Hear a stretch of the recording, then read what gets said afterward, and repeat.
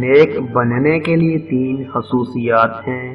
حضرت علی رضی اللہ تعالیٰ عنہ نے فرمایا، جب خدا کسی بندے کو نیک بنانا چاہتا ہے تو اسے کم بولنے، کم کھانے اور کم سونے کا الہام کر دیتا ہے۔ حضرت علی رضی اللہ تعالیٰ عنہ نے فرمایا، جاہل ہی اپنی رائے کو کافی سمجھتا ہے، بدترین رائے وہ ہوتی ہے جو شریعت کے خلاف ہو۔ حضرت علی رضی اللہ تعالیٰ عنہ نے فرمایا، حسد بیماریوں میں سب سے بدترین ہے۔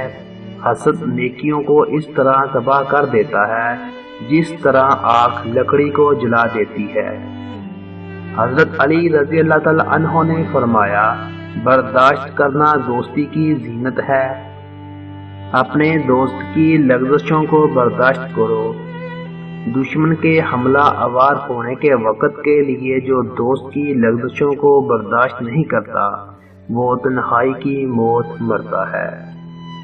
حضرت علی رضی اللہ تعالیٰ عنہ نے فرمایا، جو شخص یہ جاننا چاہتا ہو کہ خدا کے نزدیک اس کی کیا قدر و منزلت ہے تو اسے یہ دیکھنا چاہیے کہ گناہ کا ارتکاب کرتے وقت اس کے نزدیک خدا کی کیا قدر و منزلت ہے۔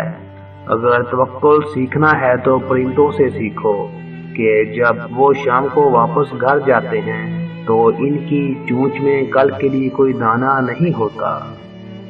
تمہارا ایک ہی رب ہے پھر بھی تم اسے یاد نہیں کرتے، لیکن اس کے کتنے بندے ہیں پھر بھی تم کو نہیں بھولتا۔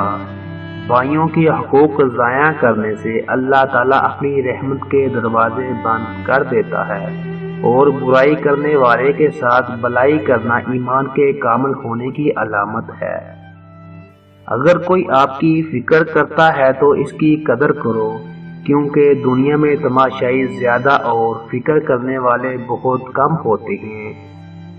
لوگوں کے عیب تلاش نہ کرو، ورنہ حضرت علی رضی اللہ تعالیٰ عنہ نے فرمایا، جو لوگوں کے عیبوں کو خریدنا چاہتا ہے اسے چاہیے کہ اس کی ابتدا خود اپنی ذات سے کرے۔ حضرت علی رضی اللہ تعالیٰ عنہ کا فرمان ہے کہ جو شخص موت کا منتظر ہے تیزی کے ساتھ نیکیوں کی طرف دوڑتا ہے، کسی کی مدد کرتے وقت اس کے چہرے کی جانب مت دیکھو، ہو سکتا ہے اس کی شرمندہ آنکھیں تمہارے دل میں غرور کا بیج بو دیں۔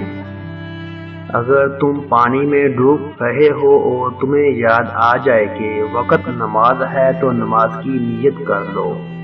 کسی انسان کو دکھ دینا اتنا آسان ہے جتنا سمندر میں پتھر پھینکنا، مگر یہ کوئی نہیں جانتا کہ وہ پتھر کتنی گہرائی میں گیا ہے۔ اگر کوئی تم کو صرف اپنی ضرورت کے وقت یاد کرتا ہے تو پریشان مت ہونا، بلکہ فخر کرنا کہ اس کو اندھیروں میں روشنی کی ضرورت ہے اور وہ تم ہو۔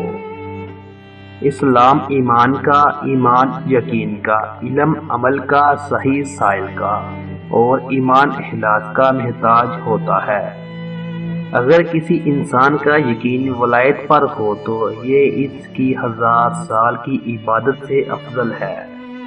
موت کو ہمیشہ یاد رکھو، مگر موت کی آرزو کبھی نہ کرو۔ کم کھانے میں صحت، کم بولنے میں سمجھداری اور کم سونا عبادت ہے۔